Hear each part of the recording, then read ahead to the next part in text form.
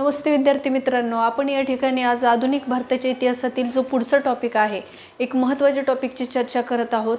आपण 1885 पर्यंत याच्या आधीचे व्हिडिओ पाहिलेले आहेत। जर तुम्ही प्लेलिस्ट बघितली असेल आपली, तर प्लेलिस्टमध्ये तुम्हाला दिसेल युरोपियन व्यापारी कंपन्यांचं भारतातल्या आगमन या टॉपिक पासून ते आपण बरेचसे एरियाज कव्हर केले, जसं बंगाल प्रांत असेल, त्याच्यानंतर आपण प्लासीची लढाई, बक्सार हे सुद्धा पाहिलं, त्यानंतर दुहेरी शासन व्यवस्था पाहिली, त्याचबरोबर गव्हर्नर जनरल ह्याचा टॉपिक पाहिला, त्याचनंतर आपण ब्रिटिश भारतातील जमीन महसूल पद्धती पाहिल्या, 19व्या शतकातील सामाजिक धार्मिक सुधारणा चळवळी पाहिल्या, 1857चा उठाव पाहिला।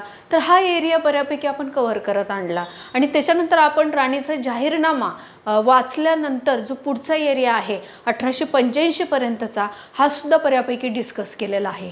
यासोबतच आपण इतिहासाचा जो एज्युकेशनल जो रिफॉर्म किंवा आपण त्याला शैक्षणिक विकास म्हणतो, त्याच्यावरचा एक व्हिडिओ अपलोड केलेला आहे आणि वृत्तपत्रांचा विकास याच्यावरचा एक व्हिडिओ अपलोड केलेला आहे। तर अशा रीतीने हे सगळे जे व्हिडिओज आहेत हे सगळे तुम्हाला प्लेलिस्टमध्ये आढळतात।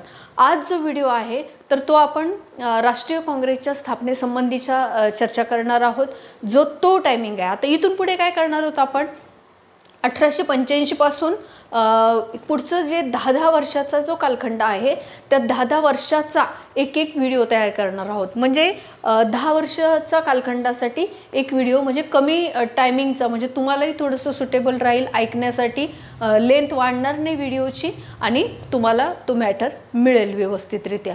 तर ह्या पार्श्वभूमीवर आपण हे करत आहोत। आणि दुसरी गोष्ट अशी की थोडंसं मध्ये 8-9 दिवसाचा गॅप पडला आपल्या व्हिडिओसाठी, तर माझी थोडीशी तब्येत बरी नव्हती, त्याच्यामुळे थोडासा हा गॅप पडलेला आहे, तुम्ही समजून घ्याल। आणि आता सुरू केलेला आहे आपण, आता याच्यानंतर आता रोजच्या रोज व्हिडिओ येत राहतील, आपल्याला बरेच कंप्लीट करायचं आहे, परंतु तब्येत बरी नव्हती म्हणून थोडासा 8-9 दिवसाचा ब्रेक झाला। चला लेट स्टार्ट, आपण सुरू करूयात। 1885 पासून ते 1895 पर्यंत हे जे 10 वर्ष आहेत, या 10 वर्षामध्ये विशेषत्वाने राष्ट्रीय काँग्रेसची स्थापना हा एक महत्त्वाचा मुद्दा आपल्याला दिसतो। दुसरं मवाळवादी कालखंड जे आहे तर हा एक महत्त्वाचा मुद्दा दिसतो आणि तिसरा म्हणजे या कालखंडामध्ये झालेली अधिवेशनं, आणि चौथा जो मुद्दा आहे याच्या अंतर्गत तर तो 1892चा कायदा। ओके, लक्षात घ्या की 1885 ते 1895 या 10 वर्षामध्ये ज्या महत्त्वाच्या घटनांचा वेध आपल्याला घ्यावा लागतो, त्याच्यामध्ये राष्ट्रीय काँग्रेसची स्थापना, मवाळवादी कालखंड, अधिवेशनं महत्त्वाची या कालखंडातील काही जे आहेत ती, आणि चौथा म्हणजे 1892चा कायदा, भारत सरकार अधिनियम। तर अशा पद्धतीने या 4 अँगलने आपल्याला याची चर्चा करावी लागते। चला आपण एक एरिया यातला कव्हर करूयात। तुम्हाला हे माहिती आहे की राणीचा जाहीरनामा ज्यावेळेस आला त्यावेळेस तो वाचला गेल्यानंतर कायद्यापुढे सगळे समान असतील अशा पद्धतीनं राणीचं अभिवचन आणि त्यानंतर भारतीयांना मिळालेली मोकळीक, कारण आता भारताची प्रजा राणीची प्रजा झालेली होती, इंग्लंडची राणी भारताची माता झालेली होती, त्याच्यामुळे आपण सगळे जे होतो ते इंग्लंडच्या राणीची मुलं होतो, प्रजा होतो, बरोबर आहे ना। त्याच्यामुळे एक मोकळीक जी आहे तर ती मिळाली आणि त्याच्यातनं वृत्तपत्रांच्या विकासाला गती मिळाली। विविध ज्या संस्था आहेत, राजकीय संस्था असतील, सामाजिक संस्था असतील, त्या संस्थांच्या विकासाला चालना मिळाली, स्थापनेला चालना मिळालेली आपल्याला दिसते। तर अशा पद्धतीने या गोष्टी सुरू झाल्या। या पार्श्वभूमीवरती थोडंसं शांततेमध्ये वातावरण गेलेलं आपल्याला दिसतं, परंतु ज्यावेळेस लिटन येतो व्हायसरायपदी, त्याच्यानंतर मात्र वातावरण खळबळून म्हणजे ढवळून निघतं असं म्हणायला काय हरकत नाही लॉर्ड लिटनच्या काळात। का बरं, तर आपण पाहिलेला एक महत्त्वाचा मुद्दा म्हणजे व्हर्नॅक्युलर प्रेस ॲक्ट, ज्याला देशी वृत्तपत्र बंदी कायदा म्हणतात, मुस्कटदाबीचा कायदा म्हणतात, तो 1878 त्यांनी पास केला, ज्याच्यानुसार सगळे नेटिव्ह लँग्वेजमधले जेवढे न्यूजपेपर आहेत त्या सगळ्यांची गळचिपी त्यांनी केली, बंद पडले। दुसरा महत्त्वाचा मुद्दा म्हणजे शस्त्रास्त्र बंदी कायदा, ज्याला आर्म्स ॲक्ट म्हणतात, ते आर्म्स ॲक्ट जे आहेत तर त्याच्यानुसार शस्त्र बाळगणं गुन्हा ठरवलं. 2 महत्त्वाचे जे अधिकार आहेत तर त्याच्यावरती त्याने खूप मोठा घाला घातला. याच्यातून काय झालं, लोकांच्या मनामध्ये पुन्हा एकदा असंतोष निर्मितीला प्रारंभ झालेला आपल्याला दिसतो. ह्या गोष्टीकडे विशेषत्वाने लक्ष जसं भारतीयांचं होतं तसंच ब्रिटिशांचं सुद्धा होतं. भारतीयांच्या दृष्टीने जर तुम्ही आपण विचार केला तर आपल्याला दिसतं की सुरेंद्रनाथ बॅनर्जी हे नाव आपल्याला माहिती आहे. सुरेंद्रनाथ बॅनर्जींची महत्त्वाची भूमिका दिसते. इंडिया असोसिएशन नावाची त्यांची संस्था आणि नॅशनल कॉन्फरन्स हे त्या संस्थेची अधिवेशनं, तर हे खूप महत्त्वाचं डिसाइडिंग रोल प्ले केलेला दिसतो. भारतीय मनाची जागृती म्हणजे सुरेंद्रनाथ बॅनर्जी हे ICS परीक्षा उत्तीर्ण झालेले व्यक्तिमत्व होते, वेल एज्युकेटेड होते आणि एक संस्था ते स्थापन करतात जी संस्था सांगते की ब्रिटिश सरकार कशा पद्धतीनं आपल्या अधिकारांची गळचेपी करत आहे. त्याच्यामुळे खूप मोठा चांगला रिस्पॉन्स या संस्थेला मिळायला लागला. दुसरी बाजूने आपण इंग्रजांच्या बाजूने विचार केला तर एवो ह्यूम सारखे जे लोक होते ते सनदी अधिकारी होता. त्याला हे दिसत होतं की जनमत प्रक्षोभित व्हायला लागलेलं आहे. त्याच्यामुळे अशा दोन्ही बाजूने म्हणजे एका बाजूने प्रेझेंट केलं जायचं की कसं ब्रिटिश सरकार दमन करत आहे, पुन्हा एकदा आपलं सुरू केलं आहे, आणि दुसऱ्या बाजूने ब्रिटिशांच्या या अधिकाऱ्यांचं हे म्हणणं होतं की खरंच लोकांमध्ये असंतोष पसरायला लागलाय आणि कुठेतरी आपल्याला लोकांच्या असंतोषाला वाट निर्माण करून देणं गरजेचं आहे, एक व्यासपीठ देणं गरजेचं आहे, सुरक्षा झडप सेफ्टी वॉल देणं गरजेचं आहे. आणि या पार्श्वभूमीतून राष्ट्रीय काँग्रेसची स्थापना ब्रिटिशांच्या माध्यमातून झालेली आपल्याला दिसते. हीच ती राष्ट्रीय काँग्रेस जी ब्रिटिशांनी भारतीयांना दिलेलं एक व्यासपीठ होतं, जे 1884 मध्ये ज्याची स्थापना झाली, ज्याला काय म्हटलं गेलेलं आहे आपण पाहिलेलं आहे याच्या आधी, भारतीय राष्ट्रीय संघ. काय म्हटलेलं आहे, भारतीय राष्ट्रीय संघ.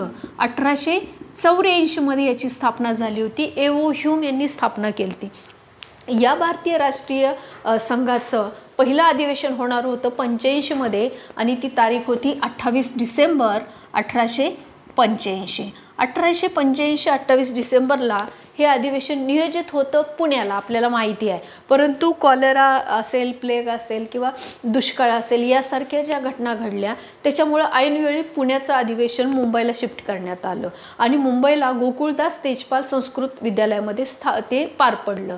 या अधिवेशनाचे अध्यक्ष, आता हा पुढचा प्रश्न, कोण होते, व्यमेशचंद्र बॅनर्जी अध्यक्ष होते. या अधिवेशनाला संपूर्ण भारतातून जे पुढारी आपले भारतीय उपस्थित होते त्यांची संख्या 72 होती. 72 सदस्य उपस्थित होते आणि अशा रीतीने अधिवेशन सुरू झालं. हे 28 डिसेंबरला सुरू झालं आणि मुंबईला सुरू झालं. आता हे जे अधिवेशन आहे तर या अधिवेशनाच्या पार्श्वभूमीवरती आपण बघतो की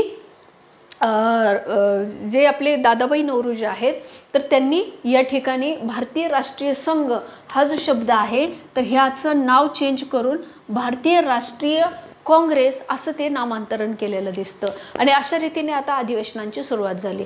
1886 मध्ये कलकत्त्याला अधिवेशन सुरू झालं, भरलं, ज्याचे अध्यक्ष दादाभाई नौरोजी होते. 1887 मध्ये मद्रासला पहिलं हे अधिवेशन झालं, ज्याचे अध्यक्ष पहिले मुस्लिम अध्यक्ष बद्रुद्दीन तय्यब होते. अशा रीतीने पहिली 3 अधिवेशनं व्यवस्थित पार पडले. जागा मिळत गेली, सदस्य वाढत गेले, 2000 पर्यंतची संख्या झाली सदस्यांची. परंतु ब्रिटिश सरकार अस्वस्थ झालं, कारण ब्रिटिश सरकारला हे म्हणजे लोकांचं जनमत राष्ट्रीय काँग्रेसच्या दिशेने जे व्हायला लागलं होतं, सदस्य संख्या जी वाढायला लागली होती त्याचं ऑब्जेक्शन होतं, त्याचा प्रॉब्लेम होता. म्हणून आता राष्ट्रीय काँग्रेसचं कंबरड मोडायचं काम ब्रिटिश सरकारने इथे केलेलं आपल्याला दिसतं. जागा मिळू द्यायची नाही आणि विरोध करायचा. आणि ज्या मागण्या काँग्रेसकडून दरवर्षी होत होत्या अधिवेशनामध्ये त्या मागण्यांना अजिबात महत्त्व द्यायचं नाही, केराची टोपली दाखवायची. मग या मागण्या काय काय होत्या तर याच्यामध्ये आपल्याला दिसतं की आता पहिला मुद्दा तर एक लक्षात घ्या की हे मवाळवादी कालखंड मी का लिहिलं, कारण हा कालखंड विशेषत्वाने 1885 ते 1905 हा मवाळवादी कालखंड आहे.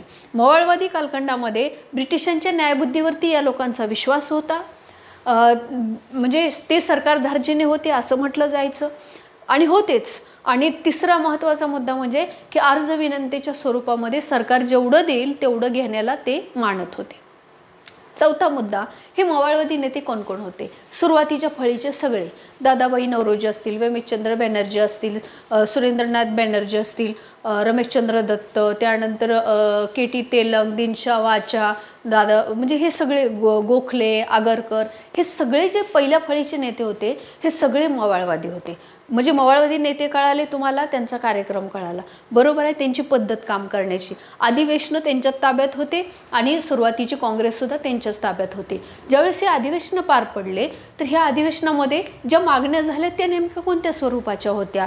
तब्बल 6 ते 7 वर्ष दरवर्षी अधिवेशनामध्ये ज्या मागण्या झाल्या त्याच्यामध्ये शेतकऱ्यांच्या बाजूने जी मागणी असायची, प्रत्येक एरियातल्या समस्यांची चर्चा करताना, की शेतसारा कमी करण्यात यावा, सर्वसामान्य जनतेची समस्या मिठावरचा कर कमी करण्यात यावा किंवा रद्द करण्यात यावा.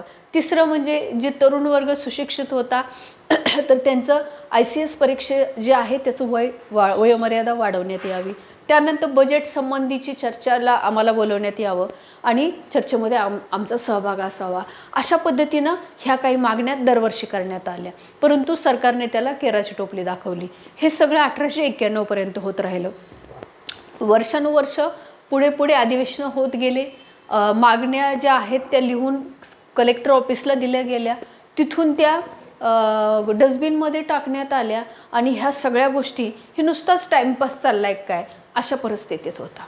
ह्याच्यावरती खूप मोठा आक्षेप हे लोकमान्य टिळक, लाला लजपत राय आणि बिपिनचंद्र पाल, म्हणजे याला आपण झालवादी नेते म्हणतो, यांनी घेतलेला आपल्याला दिसतो.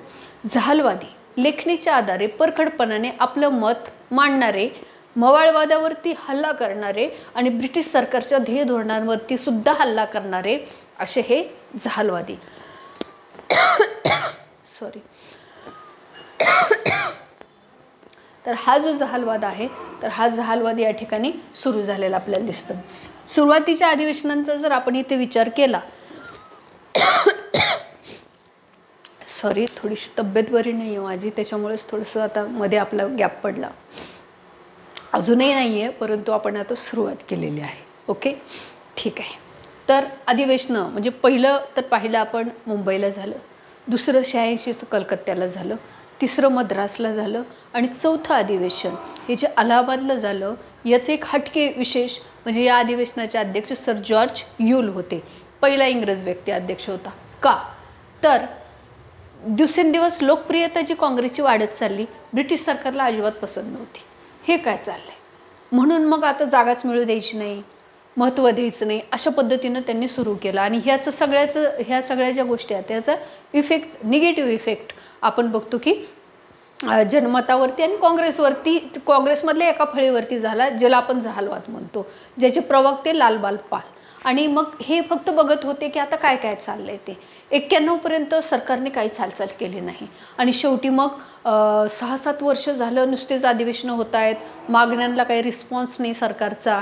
आणि आता केसरी आणि मराठा आक्रमक होते टिळकांचं आणि त्याच्यातून मवाळवाद्यांवरती प्रखर हल्ला होतोय आणि सरकारवरती पण प्रखर हल्ला व्हायला लागला. आणि या पार्श्वभूमीवरती सरकारला काहीतरी ॲक्शन घेणं गरजेचं पडलं. ती ॲक्शन होती 1892चा कायदा, जो मी या ठिकाणी दिलेला आहे. पुढचा महत्त्वाचा मुद्दा 1892चा कायदा.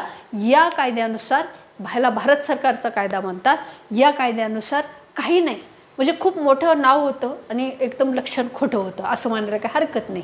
त्याच्यामधनं काय दिलं त्यांनी तर मिठावरचा थोडासा कर रद्द केला, थोडंसं शेतसारा रद्द केला. आता थोडंसं कमी करण्याने असा काय फरक पडणार आहे, बरोबर आहे. बजेटवरती चर्चा करण्यासाठी बोलवण्यात आलं, परंतु प्रश्न विचारायचं नाही, प्रतिप्रश्न करायचं नाही, अशा पद्धतीची त्याच्यामध्ये चर्चा झाली. त्याच्यानंतर परीक्षा संबंधीचं पण अनिर्णित सगळ्या गोष्टी. तर अशा पद्धतीने एवढं काही खास असा तो कायदा आला नाही आणि त्यामुळं काय झालं की अगदी तोंडाला पुसल्यासारखा तो कायदा केला. आणि त्यामुळे मवाळवाद्यांना वाटलं की बाबा हां आज नाही उद्या अजून देतील कायदा करून, जास्त काहीतरी दिलंय तेवढं समाधानी आहोत आम्ही, कारण मवाळवादी नेत्यांचं धोरणच या पद्धतीचं होतं सुरुवातीचं. परंतु झालवादी जे होते त्यांना हे पटलं नाही, रुचलं नाही. त्यांचं म्हणणं 7 वर्ष झालं आम्ही मागण्या करतायत, म्हणजे काँग्रेसवाले मागण्या करतायत आणि सरकार काय देतंय तर एक पण मागणी पूर्णत्वाने मान्य करत नाही आहे सरकार. तर ही खूप मोठं अपयश आहे मवाळवाद्यांचं आणि त्यामुळे कुठेतरी आता सरकारच्या बाजूने नाही राहायला पाहिजे त्यांनी. परंतु मवाळवादी हे ऐकायला तयार नव्हते, कारण काँग्रेस मवाळवाद्यांच्या हातामध्ये होती. झालवाद्यांच्या मागे जास्त मॉब नव्हता. आता झालवादी मात्र जेव्हा कायदा आला आणि मूल्यमापन कायद्याचं झालं त्याच्यानंतर खूप आक्रमक झाले, लाल बाल आणि पाल. आणि मग त्यांनी काय केलं तर या पार्श्वभूमीवरती लोकमान्य टिळकांची भूमिका महत्त्वाची आहे.